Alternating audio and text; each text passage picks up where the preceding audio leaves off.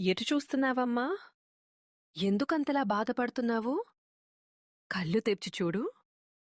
నీ ఎదురుగా, నీలోనే నేనున్నాను.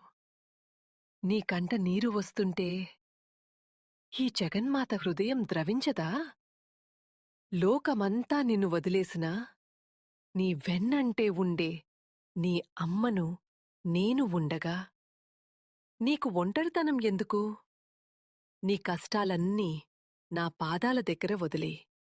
నువ్వు పడే ప్రతి కన్నీటి బొట్టుకు నేను ఒక అర్థాన్ని ఇస్తాను. నీ సంకల్పం బలహీనపడినప్పుడు నా శౌర్యాన్ని నీకిస్తాను.